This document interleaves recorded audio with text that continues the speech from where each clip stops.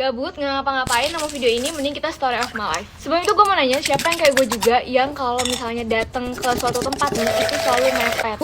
Gue karena kecerobohan gue itu, karena sifat gue yang suka datang mepet sama waktu yang udah ditentuin, akhirnya gue ketinggalan pesawat. Ini kejadian waktu kemarin pas gue ke Bali, itu pas pulang dari Bali ke Jakarta. Pas kemarin ke Bali itu, gue pulang duluan bersama 4 teman gue lainnya. Dan yang pulang naik pesawat bareng di hari itu juga tuh, gue berdua doang nih sama salah satu temen gue. Kita beda tujuan, gue kan ke Jakarta, kalau temen gue ke Jogja, dan kita beda jam. Temen gue tuh jam 16.30-an, kalau gue jam 15.30. Itu kita makan dulu, jadi kita beli oleh-oleh, habis itu makan. Tuh udah kelar makan di jam 1 lewat, cuma karena ngobrol kelewatan. Tadinya gue udah mikir kayak 1:30 cabut dari tempat makan buat ke bandara, jadi nggak apa-apa lebih nunggu lama di bandara dibanding gue harus buru-buru.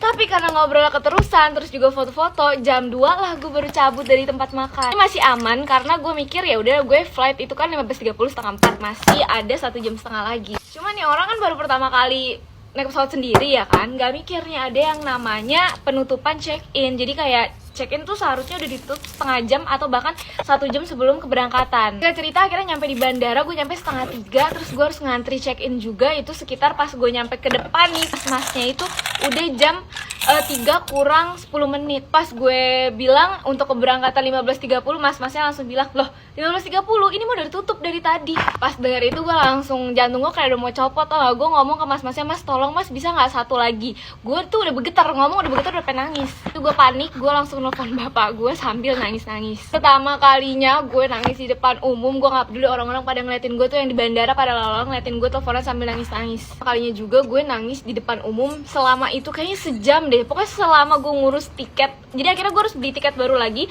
1,1, yang padahal tiket sebelumnya 1,2. Jadi kayak duit gue melayang sia-sia, dan gue bener-bener nangis parah itu. Mungkin karena abis nangis kan lama-lama, akhirnya di pesawat gue beneran tidur, capek nangis mulu. Abis itu gue kapok deh, berangkat mepet-mepet tuh, aduh nggak deh. Dan kalau kalian punya pengalaman yang sama nggak, karena keberangkatan kalian suka mepet jadi membuat kalian rugi?